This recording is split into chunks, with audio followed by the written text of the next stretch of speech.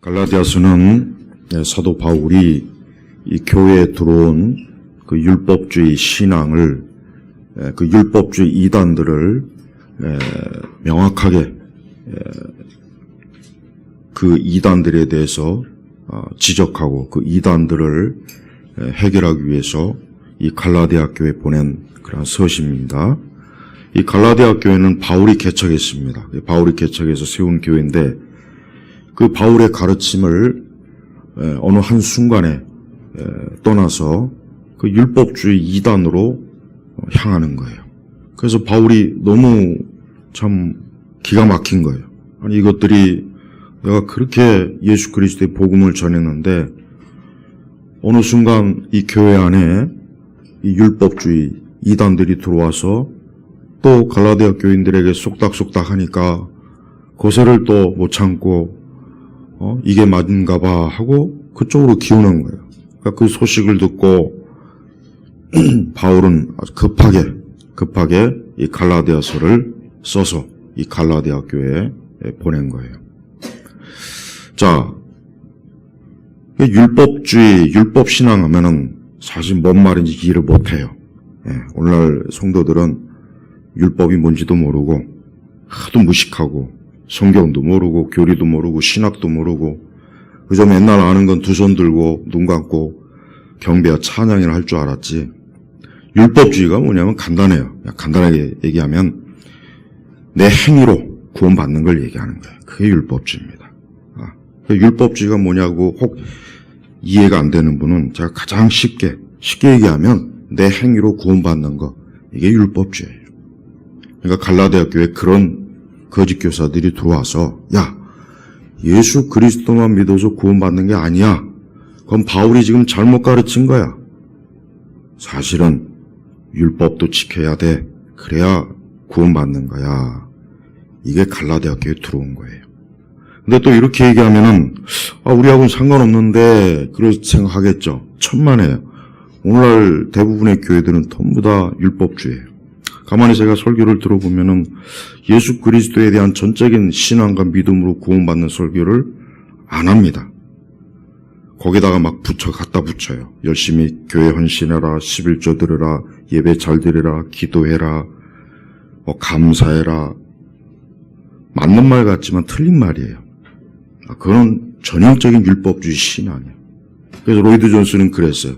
뻔뻔스럽게 하나님 앞에 나와라. 내가 뭐 어떤 죄를 짓고 어떤 악인이라도 난 예수 그리스도로 인해 구원받았다. 이걸 자신 있게 고백하라 그랬어요. 그걸 또 잘못 알아듣는 사람은 또 그러면 우리가 마음 놓고 죄를 져도 되겠네요. 그 소리가 아니란 말이에요. 그러니까 율법주의가 뭔지를 구분도 못하고 이해도 못하고 그냥 덕지덕지. 내가 이것도 행하고 저것도 행하고 예수님도 믿고 그게 바로 율법주의예요. 그러니까 로마 카톨릭이 왜 이단이냐? 로마 카톨릭의 전형적인 이단의 이유가 뭐냐면 우리의 행위와 믿음을 결합시킨 거예요. 그게 그래서 카톨릭이 이단이에요. 그러니까 카톨릭이 왜 문제가 많냐? 1000가지, 10,000가지도 되지만 카톨릭의 가장 큰 문제는 그리스도를 믿음으로 전적인 구원을 그들은 안 가르쳐요. 그들은 세미 펠라기안이에요. 그러니까 펠라기안보다 약간 중간이지만 그들의 신학 자체가 이미 중세시대 때 토마스 아퀴나스에 의해서 인간의 행위와 믿음을 결합시킨 거예요. 그래서 천주교인들은 구원의 확신이 없습니다. 그래서 천주교인들이 자꾸 성인을 내세우고 마리아를 의지하고 자꾸 사제를 의지하고 자기 공로, 고해 성사. 왜 그러느냐? 자기 스스로 예수 그리스도만을 믿음으로 구원받는다는 믿음이 없어요. 그걸 교회에서, 천주교에서 안 가르칩니다. 안 가르치는 게 아니라 그거를 그들은 애초부터 받아들이질 않아요. 그래서 종교개혁자들이 루터나 칼빈이 오직 믿음으로 구원받는다는 것을 강조한 이유가 바로 그것 때문이에요. 그런데 시간이 지나다 보니까 또 무슨 현상이 벌어졌느냐. 이 경건주의가 들어오면서, 이 독일에서 경건주의가 들어오면서 이제 행위구원이 서서히 들어오는 거예요. 열심히 경건 생활도 하고 기도도 하고 뭣도 하고 그러다 보니까 어느새 알지도 못하는 사이에 예수님과 다른 많은 것들이 막 결합이 돼야 내가 구원받는가 보다 이런 생각을 하는 거예요. 바로 그런 문제가 이미 벌써 갈라디아교에 들어온 거예요. 그러니까 갈라디아교에 이게 들어오다 보니까 바울이 엄청나게 막 화를 많이 내. 하면서 우리가 1장 8절 9절에 보면은 저주를 받아야 한다. 다른 복음을 전한다면 저주를 받아야 된다. 이 아나데마. 바울 서신에서 저주란 말이 다른 데는 거의 없어요. 오직 갈라디아에서만 이 저주. 그러니까 그리스도의 복음에다가 무엇을 첨가하면 그건 누가 되었던 사도가 되었던 목사가 되었던 교사가 되었던 교황이 되었던 어떤 놈이든 어떤 년이든 그건 다 저주받아야 된다 이거예요. 이거 굉장히 중요한 거예요. 그러면 지금의 교회들은 어떠냐? 지금의 교회들이 바로 교묘하게 복음에다가 행위를 결합시켜 놨어요. 근데 그 행위라고 하는 게 눈에 띄게 이게 첨가를 시키는 것이 아니라 거기에다 하나님에 대한 헌신과 사랑의 명목으로 거기다 덧붙여 놓은 거예요. 구분이 안 되는 거예요. 분명히 이거 내가 그러면은 난 이것이 부족한데 난 이것이 안 되는데 뭔가 모르게 자기는 기준이 왠지 하나님께 가면은 호되게 뒤지게 맞아갖고 지옥으로 떨어질 것 같아. 그런 마음이 다 대부분의 신자들에게 있어요. 그게 왜 그러냐? 그리스도에 대한 전적인 믿음이 없는 거예요. 예수 그리스도를 통해 전적으로 구원받는다는 아직 그 교리를 실제적으로 믿지를 못하는 거예요. 그러니까 은연중에 내가 이게 이렇게 하면 내가 하나님 앞에 지옥 가는 거 아닌가, 심판받는 거 아닌가, 정죄받는 게 아닌가 이런 생각이 조금씩 자꾸 스며들어요. 물론 그것이 전적으로 다 또 문제가 있다고 얘기지는 않아요. 그러나 가장 기본적인 것은 예수 그리스도를 믿음으로 구원받는 것에 대한 만약 확신이 자꾸 부족하면은 거기서부터 흔들립니다. 그러면 내가 좀 주님을 기쁘게 뭘 좀 이것도 해야 되고 저것도 해야 되나? 자꾸 그런 생각이 들어오다 보면은 예수님에 대한 십자가의 믿음, 구원의 믿음이 자꾸 약화되는 거예요.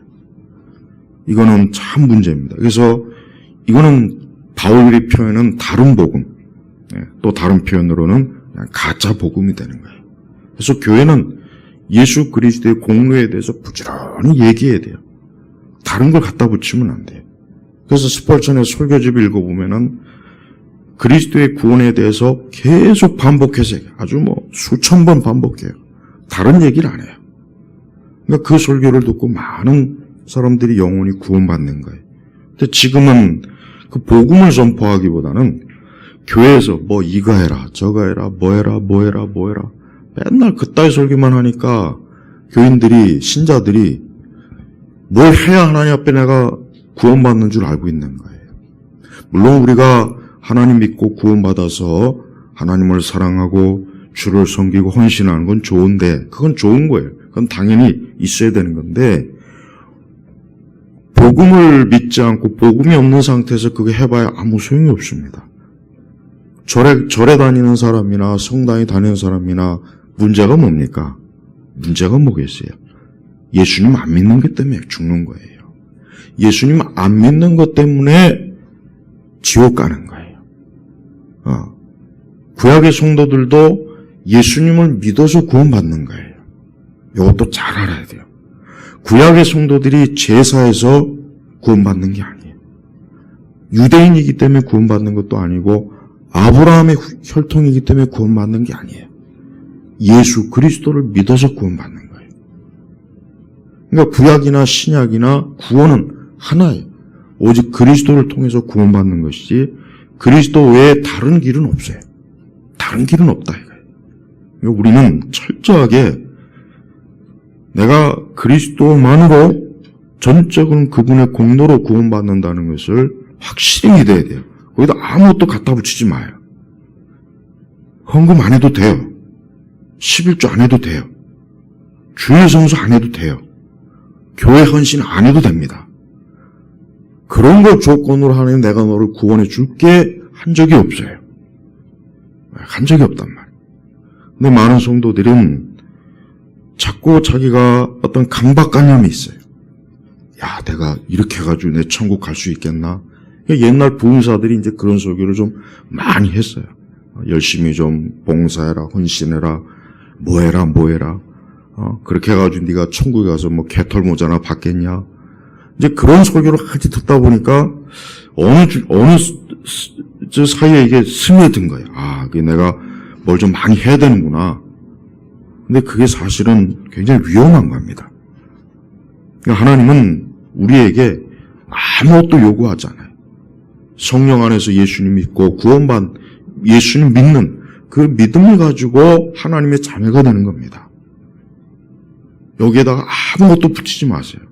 행여라도 또 이렇게 안 하면 또 하나님이 나를 책망하지 않을까? 그런 염려도 할 필요는 없어요. 진짜 예수 그리스도를 믿고 하나님을 사랑하는 사람은 알아서 잘해요. 교회도 잘 섬기고 하나님의 일에도 헌신하고 주를 위해서 희생하고 눈물 돌리고 순교도 하고 그럽니다. 그러나 예수님을 안 믿는 사람이 그런 일은 하기는 하겠지만 그 마음에 기쁨도 없고 사랑도 없고 그냥 억지로 하는 거야. 이렇게 안 하면 안 된다고 하도 잔소리를 많이 듣다 보니까 하기는 하지만 나는 주님을 정말 사랑하거나 믿거나 그러진 않아요. 그러니까 더 행위로 그냥 갖다 밀어붙이는 거예요. 자꾸 그런 마음이 들 때마다 자꾸 행위로 갖다 밀어붙여. 그래서 계속해요. 너 이것도 안 했지, 저것도 안 했지, 이것도 안 했지. 바리새인들이 어떤 사람들이에요? 5만 가지에다가 그 율법 600 몇 가지에다가 거기다 또 그 하나하나에다가 또 갖다 붙이는 거예요. 그러니까 숨을 쉴 수가 없어요. 지금도 마찬가지예요. 이 갈라디아서를 전체 내용이 뭐냐? 결국은 바울이 너희가 성령 안에서 예수님 믿고 구원받았는데 왜 거기다가 너희의 공로나 행위나 노력이나 너희의 선행이나 거기다 왜 자꾸 갖다 붙이냐 이거예요. 그러지 말아라. 그게 바로 다른 복음이다. 그걸 계속해서 논증하는 게 이 갈라디아서의 내용이에요. 그러면서도 갈라디아서 역시 후반부에 들어가면 바울 서신의 그 특유의 뭡니까? 성령 안에서 열매, 거룩함, 또 성화 이런 것들을 역시 얘기하는 거예요. 그러니까 잘 생각해 보세요. 사람들은 거꾸로 믿어요. 그러니까 거꾸로 믿는 거예요.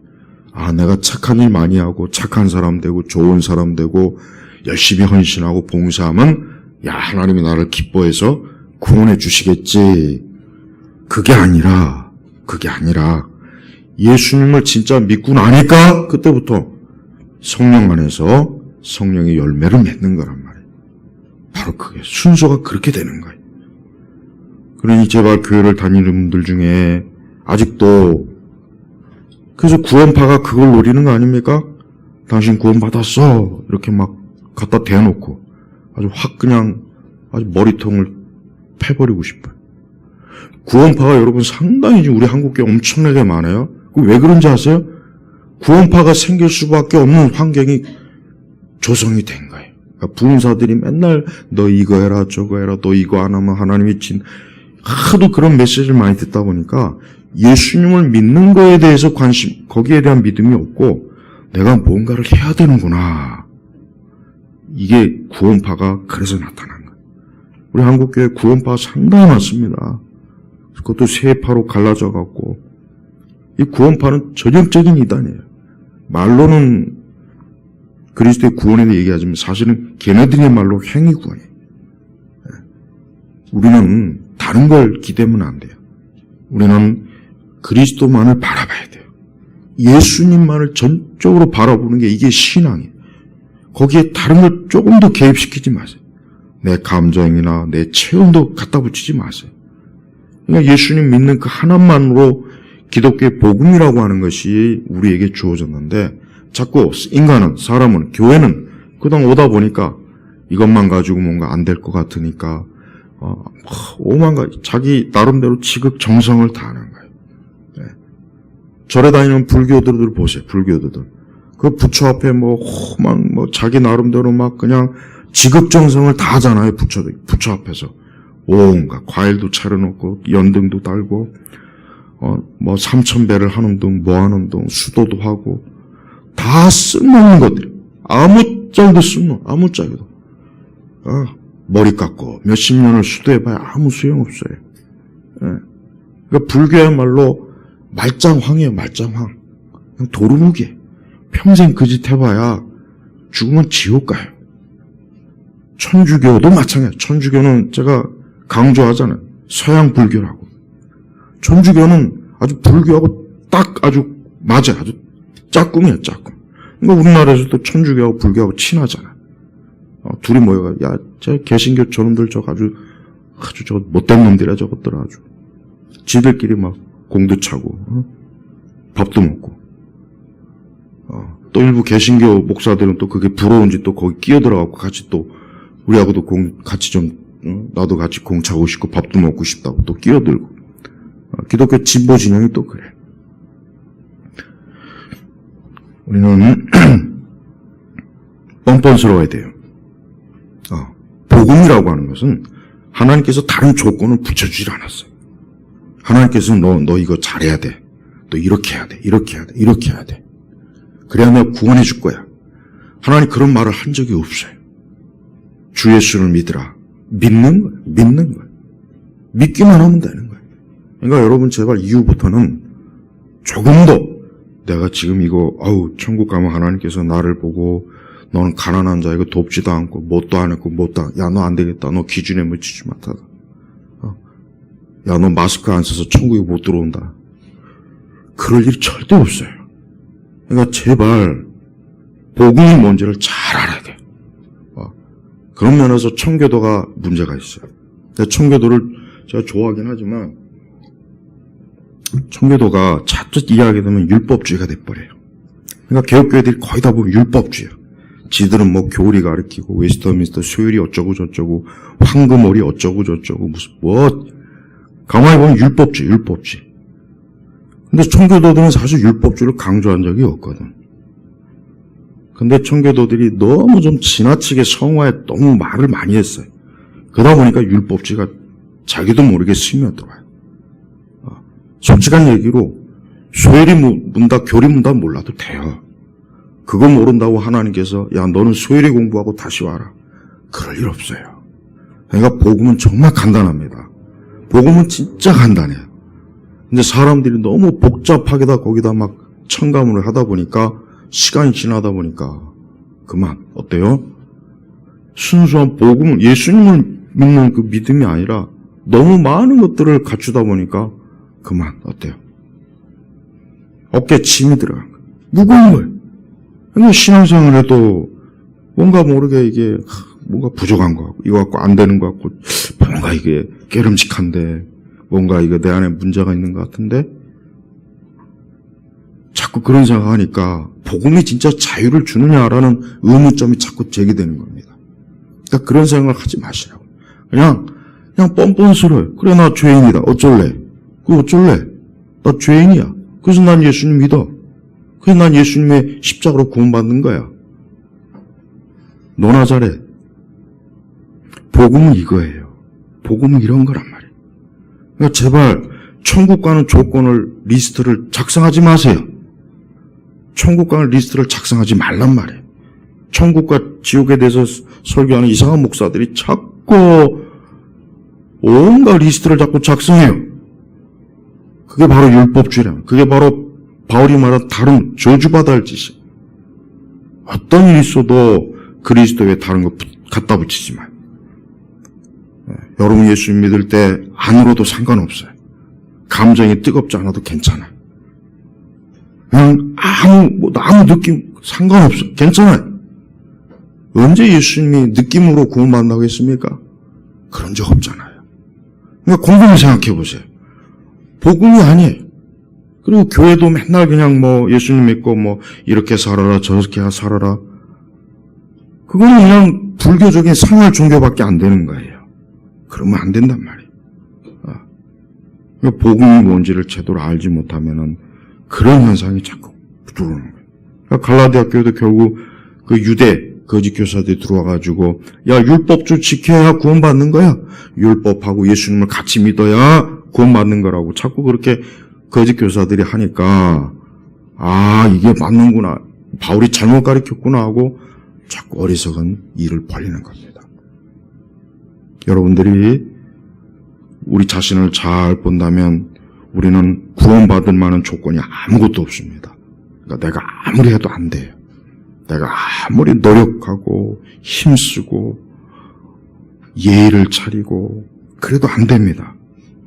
그러니까 근데 사람은 본질적으로 뭔가 하나님 앞에 야 이래가지고 안 될 것 같다는 생각을 자꾸 하는 거예요. 은연중에 하나님은 전혀 요구하지 않았는데 자꾸 뭔가 자기 스스로가 자기에게 강요해가지고 복음을 가로막고 복음을 가로막는 거예요. 아무쪼록 앞으로 이제 갈라디아서를 제가 쭉 설교하겠지만 어떤 일이 있어도 예수 그리스도 외에 내가 구원받는 다른 길은 없다는 것을 확실하게 좀 딱 아예 못을 박아요. 그러니까 이후에 어떤 것도 여러분의 양심에다가 마귀가 야 너 그래가지고 안 돼. 너 보니까 너 인간성 더럽더라. 야 너 옛날에 사기쳤잖아. 야 너 하는 짓 보니까 영 하나님 나라 들어가기는 좀 기준이 안 맞는다. 야 너 그렇게 너 좀 착한 일도 좀 해야지. 그런 말이 마귀가 옆에서 쏙닥거려도 듣지 마요. 아 이게 마귀가 하는 말이구나. 이게 결국은 예수님 외에 다른 거를 내가 의지해서 하나님 앞에 나아가게 하려고 하는구나. 그거를 딱 알아야 된단 말이에요. 그러니까 자꾸 이상한 여러분의 감정이나 마음에 뭔가 자꾸 들어올 때마다 아 이게 예수님을 결국 몰아내려고 자꾸 이런 식으로 쏙닥거리는구나. 이제 그렇게 이제 앞으로 깨달으면 돼요. 나는 오직 예수님, 그리스도 예수님밖에 없다. 여러분 보십시오. 1절에도 바울이 뭐라 그러시면 자기를 소개하는데 사람에게서 난 것도 아니고 사람으로 말미암아 된 것도 아니고 오직 예수 그리스도와 그분의 죽은 자들 가운데서 살리신 하나님 아버지로 말미암아 사도된 나 바울은 자 보시죠. 바울은 자기를 소개할 때 자기의 무슨 이력을 소개하지 않았어요. 나는 무슨 대학을 나왔고 무슨 코스를 밟았고 나는 가말리아의 문화에서 어쩌고 저쩌고 일체 말이 없어요. 벌써 바울 자신이 복음이 뭔지를 아는 거예요. 예. 오직 그리스도 그 예수 그리스도를 우리에게 주신 그 하나님의 아버지로 말미암아 자기가 사도가 됐다는 것을 고백하는 거예요. 벌써 바울 자신도 뭡니까? 그리스도 외에는 나는 내세울 게 없다. 내 구원도 내 모든 것도 예수님 외에는 난 내세울 게 아무것도 없다. 없다. 자기를 소개할 때 바울 자신이 벌써 하나님과 그 아들 예수님 외에는 전혀 강조한 게 없잖아요. 만약에 바울이 여기다 대고 자기가 어쩌고 저쩌고 온갖 이력을 쭉 목사님들 중에 자꾸 이렇게 명함이라 이런 걸 보면은 막 너무 많은 그냥 이력이 있어요. 근데 그런 이력이 무슨 필요가 있겠습니까? 자기가 무슨 대학 나왔고 어디 무엇이 이사장이고 뭐하고 바울도 그럴 만한 사람이지만 바울이야말로 그럴 만한 사람이지만 바울은 그렇게 하지 않아요. 그리고 심지어는 2절에 함께 있는 모든 형제들과 자기를 형제와 같다고 했어요. 야, 난 사도야. 나는 엄청난 사도란 말이야. 그러니까 날 사도니까 사도로 대접해. 이렇게 하지 않고 난 형제다. 너희와 같은 형제다. 하면서 더불어 갈라디아의 교회들에게 편지를 쓴다. 바울 자신이 얼마나 어때요? 그리스도 예수에는 강조하는 게 없잖아요. 하나님 은혜를 강조하는 게 없어요. 그러니까 교회가 자꾸 교회 다니는 사람들이 이 세상적인 것들을 찾고 자기의 것들을 드러내는 것은 아직도 오직 그리스도만을 의지하는 게 부족한 거예요. 우리는 예수님 외에는 다른 것은 아무것도 가치가 없다는 생각을 가지고 일단 살아야 돼요. 적어도 진짜 예수님 믿는 사람이라면 나는 예수 그리스도 믿는 거 외에는 내가 자랑하고 내가 그냥 어디 가서 뭘 얘기할 때 나에 대해서 얘기할 때 다른 할 말은 없고 난 예수님 믿는 거 이거 하나만 얘기할 게 있다. 이래야 된다고요. 이게 진짜 그리스도인이에요. 그러니까 그리스도인은 자신의 세상의 어떤 경력이나 이력을 그걸 그냥 자랑하고 싶어서 막 안달이 난 그런 사람은 그리스도인이 아니에요. 그런 사람은 벌써 그리스도의 자랑할 만한 다른 걸 자랑하고 싶어서 막 안달이 난 사람은 예수님을 소중하게 여기지 않는, 예수님을 귀하게 여기지 않는 거예요. 그러니까 우리는 어떤 일이 있어도 예수님 외에는 다른 거를 드러내지 마세요. 그러니까 성도는 예수님이 자기의 전부고 그리스도의 은혜, 하나님을 통해서 우리에게 주신 그 복음, 그게 가장 큰 겁니다. 아주 이것만큼 큰 게 없는 거예요. 심지어 다른 걸 다 이뤄도 이거 하나는 영원히 나에게 보장되고 있기 때문에 우리가 세상에서 많은 걸 이뤄도 별로 그렇게 개의치 않는 사람이 사실은 그런 사람이 그리스도인이에요. 그래서 우리는 어떤 이유로도 예수님을 내 인생과 내 신앙의 중심이에요, 중심. 그걸 가장 귀하게 여기게 됩니다. 그래서 3절로 뭐라 했습니까? 하나님 우리 아버지와 주 예수 그리스도로부터 은혜와 평강이 너에게 있을지어다. 그래요. 은혜와 평강. 하나님 아버지와 주 예수 그리스도로부터 은혜와 평강이 너에게 있을지어다. 우리 성도는 항상 하나님의 은혜와 평강이 하나님께로부터 주어집니다. 항상 주어져요. 하나님은 우리에게 늘 이 은혜, 그냥 우리를 돌보시는 거예요. 우리를 사랑해 주시는 거예요. 우리를 지켜주시는 거예요. 또 뭡니까? 평강. 평안이죠, 평안. 악한 시대를 살아가는 우리 성도들에게 하나님께서 늘 평강으로 우리를 또한 돌봐주셔요. 그래서 우리 성도들은 어떤 상황에도 하나님의 은혜와 평강은 내게서 절대로 떠나지 않는다 하는 믿음을 꼭 가지십시오. 계속 은혜와 평강에 대한 갈망이 자꾸 사라질 때마다 절대 그럴 일 없다. 하나님은 절대 그럴 일 없다. 그 아들 그리스도를 통해서 내게 이 은혜와 평강을 보장해 주셨다라고 믿음을 가져야 돼요. 그러면서 4절 같이 읽겠습니다. 그리스도께서 하나님 곧 우리 아버지의 뜻을 따라 이 악한 시대에서 우리를 건지시려고 우리 죄를 위하여 자신을 주셨으니, 여기 보면은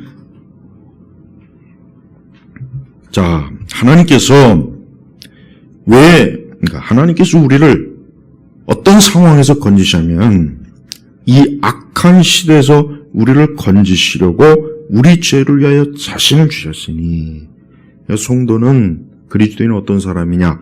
악한 시대에 건짐을 받은 사람이에요. 악한 시대. 이건 뭐가 그럼 악한 시대냐? 이 세상 자체가 악해요. 세상 자체가 악한 거예요. 우리는 이 세상에 악한 일을 볼 때마다 당연하다고 여겨야지, 왜 저럴까? 왜 맨날 살인과 강도와 악한 정부와 왜 저럴까?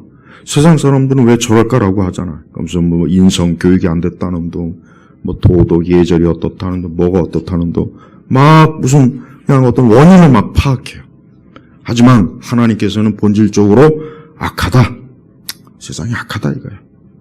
우리가 사는 이 세상 자체가 에덴 동산에서 쫓겨난 뒤로 이 세상이 악하다는 거야. 그러니까 좋은 걸 기대하지 말아라. 성도는 세상에서 좋은 걸 기대할 이유도 없고 기대하지 말라는 뜻이에요. 여기 보면은 악한 시대 당연히 악한 일만 일어나지 좋은 일이 일어나겠습니까? 악하지 않으면 하나님께서 우리를 굳이 구원할 이유도 없죠. 만약에 좋은 시대, 좋은 세상, 이 세상은 좋은 곳이야.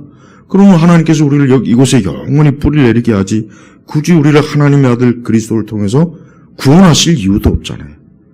그럼 왜 예수님 믿느냐? 바로 악한 시대에서 우리가 건짐을 받는 것, 이것 때문에 예수님 믿는 것. 그럼 악한 시대의 성향이 뭐냐? 그것은 죄의 형벌입니다. 인간은 죄의 형벌을 받고 있어요. 인간은 죄의 형벌에 이미 내려진 사람이에요. 그러니까 이 세상 태어난 그 순간부터 이미 사람은 어때요?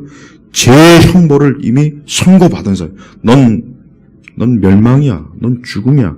자, 오늘도 아마 전국에 뭐 어디 그 산부인과 병원에서 아이가 태어났어요. 아이가 울면서 딱 태어났어요. 그럼 벌써 그 아이의 이마에다가 넌 저주받았다. 기가 막힌 거예요. 근데 그게 사실입니다. 그게 사실이에요. 영적으로는 그게 사실이란 말이에요. 아이가 태어나서 기쁘고 좋긴 하죠. 근데 하나님 보실 때는 또 아담의 타락한 자녀가 그냥 태어난 거예요. 저주받을 자로 태어난 거예요. 이 아이도 앞으로 살면서 늙고 병들고 오만 인생의 신을 겪다가 나중에 결국은 고통스러운 숨을 몰아쉬면서 결국은 죽는 거예요. 전쟁터에 죽을 수도 있고 사고로 죽을 수도 있고 병으로 죽을 수도 있고 물에 빠져 죽을 수도 있고 그 저주예요. 저주. 그게 죄의 형벌이란 말이에요. 우리 성도들은 인간의 본질적인 실존을 잘 알아야 돼요. 절대 사람은 행복하게 보여도 그건 행복하게 보일 뿐이지 실상은 아닙니다. 왜? 죄의 형벌을 받는 거예요. 또 죄의 권세. 이 죄가 얼마나 강합니까? 보통 강한 게 아니에요. 인류의 수많은 그렇게 도덕과 윤리와 철학자들이 좀 더 인간을 잘 살게, 복되게, 행복하게 그렇게 해보려고 얼마나 노력을 많이 했습니까? 근데 그렇게 됐습니까? 안 됐어요. 왜? 죄의 권세가 너무 강한 거예요. 너무 죄의 권세가 힘이 센 거예요. 감당이 안 돼. 감당이 안 돼. 아무리 좋은 정부를 세워도 곧 있으면 부패해요. 좋은 학교를 세워도 역시 마찬가지예요. 좋은 건물과 좋은 집을, 좋은 도로를 닦고 공원을 만들고 아름다운 숲을 저 유럽의 젊은 애들은 그렇게 아름다운 곳에서 마약을 합니다. 그렇게 좋은 살기 좋은 곳에도 마약을 하고 온갖 자 보십시오. 죄의 권세라고 하는 것은 인간이 아무리 좋은 걸 갖다 퍼부어도 인간은 그 죄의 권세를 이겨낼 수가 없는 거예요. 그래서 악한 시대라는 거예요. 또 뭡니까 악한 시대? 본질적으로 사단의 마귀, 악한 영이 있어요. 그래서 이 마귀가 지금도 공중권세 잡은 자로서 이 마귀는 지금도 온 세상의 모든 사람을 아주 쥐잡듯이 잡으면서 자기의 노예로 그래서 자기 하수인으로 들들 볶아요. 들들 볶아요. 네. 들들 볶는 거예요. 마귀가. 그래서 인간이 마귀에게 시달리는 거예요. 가장 저도 잘 이해할 수 없는 것 중에 하나가 그래요.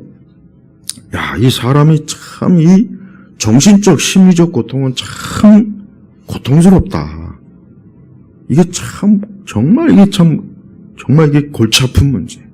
그 원인이 도대체 어디 있을까? 인간의 정신적, 심리적, 정서적 이 어려움이 굉장히 많아요. 커요. 별 문제 없는 것 같아도 보면은 어떤 정신적인 어려움이 있고 고통이 있고 심리적 어려움이 있고 그게 잘 해결이 안 됩니다. 정신과 가서 약물 처방 맞는다고 해서 해결이 안 돼요. 몇 년씩 다녀봐야 별로 나아지는 게 없대요, 사실은. 왜 그렇겠어요?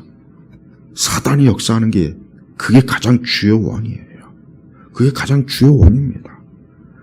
마귀의 존재만 없어도 이 세상은 아마 엄청나게 좋아지고 사람들의 상태도 100% 아마 달라지고 마귀의 존재만 없어도 얼마나 많은 사람들이 그 많은 정신적 고통, 고뇌, 뭔가 알 수 없는 불안함, 자살 충동, 이해할 수 없는 그 파괴적인 정서와 성격, 기질 이 모든 것들이 어떤 누구의 영향을 받겠습니까? 사단, 마귀의 영향을 진짜 많이 받아요. 그래서 우리 성도들은 기도해야 될 이유 중에 뭐냐면 인간의 정신과 마음과 기질과 이 악한 모든 우리의 성격이나 이런 것들을 통제하려면은 기도가 가장 좋아요. 기도가 좋습니다. 절대 정신과 의사가 다 해결해 주지 못해요. 네. 저는 의학에 전혀 문외한 사람이지만 가장 쓸모없는 종류가 정신과 의사가 아닐까 의심스러운 눈초리로 바라봅니다. 이 설교 듣는 혹 정신과 의사분들은 되게 기분 나쁘겠지만 왠지 그런 생각이 그런 의심이 좀 들긴 해요.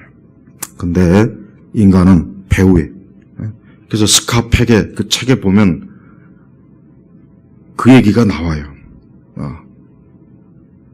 스카펙의 그 유명한 책 있는데 거기에 보면은 본인도 자기가 그렇게 상담을 많이 하고 정신치료하지만 끝끝내 해결할 수 없는 하나의 분야가 있다. 이건 분명히 마귀다. 그걸 명확하게 얘기해. 그래서 나중에 그 사람이 이제 기독교 신앙으로 좀 개종을 했다고 하는데 마지막 죽기 전에 쓴 책 읽어보면 도저히 그런 것 같지도 않아요. 이상한 말을 많이 써놨어. 그러니까 그걸 알아야 돼요. 그러니까 여러분 기도 많이 하셔야 돼요. 네? 기도 많이 해야지. 하지 않으면은 인간은 마귀에 의해서 이 정신과 마음과 기질과 성품과 성향이 파괴적이 돼버려요. 파괴적이 돼. 네? 그래서 공포영화 보면은 그런 걸 잘 나타냈어요. 그거는 참 잘 나타낸 거예요. 네. 그다음에 또 뭡니까? 고통과 고생. 여러분 이 세상은 얼마나 많은 고난과 고생이 많은지 몰라요. 인간은 어느 누구도 편안한 인생을 살 수가 없습니다. 고생하고 고통받고 환난당하고 괴로움당하고 싸우고 다투고 이게 끊임없어요. 이걸 좀 겪지 않으려면 저 섬에 가서 혼자 사는 수밖에 없어요. 근데 그렇게 살 수 있습니까? 사람이? 안 되죠. 네? 그렇다고 중들처럼 산속에 머리 깎고 도피할 수도 없고 사제나 수녀들처럼 역시 또 나는 사제와 수녀와 중들이 제일 인생을 편하게 산다고 생각해요. 매이는 게 별로 없잖아요. 밥 먹여주지, 잠자리 주지, 무슨 군대도 아니고. 목회자가 제일 고생하는 거예요. 어떤 분들은 알지도 못하고 목회자가 제일 편한 줄 알고 있어요. 목회자가 제일 고생합니다. 진짜예요. 머리 깎고 저래 들으면 얼마나 편해. 맑은 공기에다 채식 위주로 건강식으로 뭐 이제 지들끼리 또 술 먹고 또 고기 먹고 그런 일도 많이 하겠지만 사제들은 얼마나 술 담배 많이 하는지 아세요? 사제들도 왜 스트레스가 많이 차거든. 수녀들도 마찬가지고. 그 실상을 알아야 돼요. 그 실상을 한번 아주 그냥 유튜브로 아주 그냥 공개를 해버릴까 봐 아주. 제가 우리나라 사람들 목사는 개떡같이 보고 승려나 사제나 수녀들은 지나가면 거룩하게 보고 제발 그러지 않았으면 좋겠어요. 진짜. 예? 그러니까 인간은 엄청난 고통과 고생으로 인생이 피곤해요. 고단하는 거예요. 괴로운 거예요. 그래서 잠깐 한 20대 그때만 잠깐 세상이 좋아 보이지 나머지는 전부 그 이후부터는 어때요? 세상은 먹구름이에요. 먹구름이요. 힘들고 먹고 살기 힘들고 고생하고 돈 많이 번다고 편한 게 아닙니다. 그들도 고생 많이 해요. 돈 없어도 고생하고 있어도 고생하고 높은 좋은 직장 다녀도 고생하고 안 좋은 직장 다녀도 고생하고 안 그런 사람이 없어요. 그러니까 우리는 누가 나보다 좀 낫게 살 필요가 없습니다. 솔직한 얘기로. 그 사람은 그 사람대로 또 고생하고 힘든 게 다 있거든요. 그러니까 굳이 남 부러워할 필요 없어요. 시기할 필요도 없어요. 사람은 똑같아요. 하나님은 인간이 모든 아담의 자손들은 다 고생하고 고통당하고 괴로움당하도록 벌써 그 원죄를 지을 때부터 가시와 엉겅퀴와 고생하고 울고 그게 다 있다고요. 그래서 이 악한 시대라는 거예요. 또 저주와 재앙도 많지 않습니까? 알 수 없는 저주와 재앙. 알 수 없는 저주와 재앙이 많은 거예요. 근데 그게 도대체 누구에게 언제 어느 때 일어날지도 모릅니다. 그러니까 자꾸 사람들이 불안하고 두려우니까 절에 가고 자꾸 무당 찾고 이상한 거 찾고 그러는 거예요. 바로 그런 악한 시대에서 누가요? 예수 그리스도께서 우리를 건지신 겁니다. 그래서 예수님만 믿으면 됩니다. 그래서 사람은 이 땅에서 예수님만 믿으면 정말 됩니다. 누구를 막론하고 일단 그리스도 예수를 믿어야 어때요? 하나님이 구원으로 말미암아 그 모든 것들이 이제 끊어지는 거고 중요한 것은 인간이 결국은 구원받아서 영생을 얻고 천국에서 영원한 복락을 누린 게 이게 이게 기독교의 핵심이에요. 이게 기독교의 핵심이고 이게 복음의 핵심이란 말이에요. 그러니까 이 좋은 것을 하나님이 은혜로 거저 그냥 주신 거예요. 돈 받고 준 게 아니란 말이에요. 헌금 많이 내서 구원받는 거 절대로 아닙니다. 오늘 헌금도 잘 안 내지만서도 어떤 이상한 이 사람은 무슨 11조 내면 지옥 간다고 그런 헛소리를 또 해다고 그런 말에 또 혹해가지고 난 거꾸로 11조 안 내면 지옥 간다고 말하고 싶은데 차마 그렇게는 말 못하겠고 그렇게 말하면 또 다른 얘기가 되니까 11조 내서 지옥 갈 일 없어요. 안 내는 게 문제지. 안 내서 지옥 갈 일도 없지만 낸다고 해서 지옥 갈 일 없습니다. 중요한 건 우리가 우리 자신의 실제 실존을 보면서 그래 내가 한번 나 자신을 살펴보자. 내가 만약에 하나님이라도 나라는 존재를 진짜 내가 아무리 뭘 한다고 해서 진짜 구원을 진짜 시켜줄까? 한번 생각해 보세요. 그럴 리가 없어요. 없습니다. 그러니까 딴소리 하지 말고 딴 생각하지 말고 그래 예수님 믿어야 되는구나. 예수님 외에는 소망이 없구나. 내 이 모든 일에서 그리스도 예수님만 의지해만 그럼 되는구나. 하나님께서 어련히 잘 알아서 이 모든 걸 해주셨겠는가. 그 생각을 이제는 가지셔야 됩니다. 예수님 안 믿으면 악한 시대에서 어떻게 됩니까? 멸망하는 겁니다. 죄의 형벌, 저주, 마귀의 권세, 고생, 환난, 재앙, 저주 고스란히 받아요. 예수님 안 믿으면 이 악한 시대에서 고스란히 이거 받다가 그대로 멸망당하는 게 이게 인간의 최후의 모습이에요. 그래서 예수님은 이와 같은 것들에 대해서 예수님이 가장 실감나게 복음서에 가장 많이 말씀하신 거예요. 그러니까 어떤 일이 있어도 나는 그리스도 예수님 그분 외에는 나는 소망이 없습니다. 그 믿음을 가지고 신앙생활하면 그러면 되는 겁니다. 그러면 되는 거니까 제발 이후부터는 어떤 일이 있어도 내가 이게 예수님 그러니까 구원의 확신이 없는 거 이게 참 문제란 말이에요. 이게 구원의 확신이 없는 게 이게 문제예요. 구원의 확신을 가지세요. 구원의 확신을 가지셔도 돼요. 구원의 확신을 갖는 게 하나님 기뻐하는 거예요. 갖지 않는 걸 하나님이 싫어하는 겁니다. 이제 그렇게 하셔야 돼요.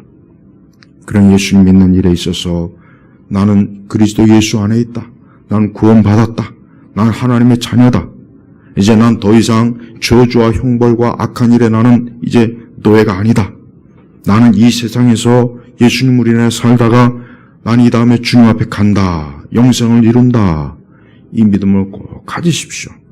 그게 바로 하나님께서 원하시는 믿음이지.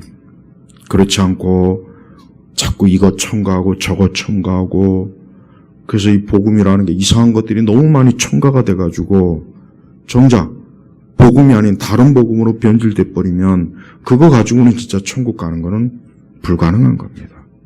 하나님 우리를 건져 주신 거예요. 내가 손을 내민 것도 아니고 내가 손을 내민 게 아니에요. 내가 죽어가는데 멸망의 늪에 있는데 예수님이 우리를 건져낸 거예요. 근데 다 건지질 않았어요. 일부만 건졌어요. 그 나머지는 그냥 죽도록 내버려뒀어요. 그건 왜 그런지 모르겠어요. 그러니까 우리는 그건 알 바 아니에요. 넌 나 알 바 아니에요. 나만 살면 되는 거예요. 복음을 믿을 때는 여러분 그렇게 믿어야 돼요. 자꾸 복음을 어떤 예의로 무슨 겸손함으로 무슨 눈치껏 그게 아닙니다. 전적으로 그리스도로 인해서 내가 건진받고 구원받았다는 그 믿음 한 가지를 꼭 가지고 있으면 돼요. 그 외에 아무것도 매이지 마십시오. 복음은 바로 이런 거예요. 내가 교회 안에서 사실 예수님을 안 믿으니까 믿음이 없으니까 다른 거로 원래 얼굴 안 예쁜 사람이 얼굴에 덕지덕지 막 화장 많이 하잖아요. 안 예쁜 사람이 얼굴 고치지 이쁜 사람이 얼굴 고칠 일은 없거든. 그러니까 복음이 진짜 예수님을 믿지 않기 때문에 다른 걸 막 갖다 붙이는 거예요. 그러니까 로마 천주교 보십시오. 온갖 성인을 갖다 붙이고 마리아도 갖다 붙이고 그러니까 가톨릭은 진짜 저주받기 딱 좋은 종교가 가톨릭이고 불교는 말할 것도 없고 무당도 말할 것도 없고 기독교 외에는 세상에 어떤 종교도 인간을 구원의 길로 이끌 종교가 없어요. 무슬림도 이슬람도 마찬가지입니다. 네, 똑같아요. 네, 원리가 똑같아 보면 가톨릭하고 비슷해요. 네, 당연히 가톨릭이 만들었으니까 무슬림은. 무슬림은 가톨릭이 만든 종교예요. 네. 그러니까 어떤 일이 있어도 여러분이 복음을 떠난 일은 없어야 됩니다. 다른 복음 붙잡지 마십시오. 여러분의 행위, 여러분의 감정, 여러분의 노력, 여러분의 어떤 공로, 여러분의 어떤 느낌, 기분, 그것도 아무 소용없어요. 그런 거 전혀 필요가 없어요. 난 그냥 예수님만, 난 지금 예수님 믿습니다. 주여, 날 구원해 주십시오. 나는 그리스도의 사람입니다. 그러면 되는 거예요. 거기다 너무 세세하게 파고들지 마세요. 청교도가 그래서 문제예요. 청교도가 그래서 그것 때문에 자꾸 율법주의를 은연중에 조장하더라고요, 보니까. 그런 거 너무 깊이 파헤치지 마세요. 복음은 사실 단순한 겁니다. 단순한 걸 자꾸 하나님이 단순화시킨 것을 사람이 자꾸 복잡하게 만들면 거기서 문제가 생기는 거예요. 저는 우리 온 교우들이 오늘 시간에도 나는 주 예수 그리스도를 믿습니다. 주여 나는 죄인입니다. 주여 나를 구원하시옵소서. 이 믿음을 갖고 있으면 여러분 하나님의 자녀가 분명히 맞고 이 다음에 여러분이 천국에 넉넉히 들어갑니다. 그런 이 믿음을 굳건하게 갖고 이 악한 시대에서 우리를 건지신 하나님 앞에 그저 감사하고 그분 사랑함으로 인생을 그냥 복되게 평안하게 살아가시길 주의 이름으로 축복합니다. 하나님 아버지 감사합니다. 이 시간에도 우리 주님께서 우리에게 주신 이 복음을 절대로 놓치지 않게 하소서. 혹시라도 오늘 말씀을 들은 이들 중에 예수 그리스도에 대한 믿음이 혹 없거나 아직 뭔가 정말 예수님 외에 다른 무언가를 또 필요로 한다거나 그런 상황을 가진 분들이 있다면 오늘 말씀을 듣고 단호히 오직 주 예수 그리스도를 믿음으로 내가 하나님의 자녀 된 것을 이제 확신하고 그 믿음에 굳건하게 서 있도록 역사옵소서. 예수님의 이름으로 기도 올렸습니다. 아멘.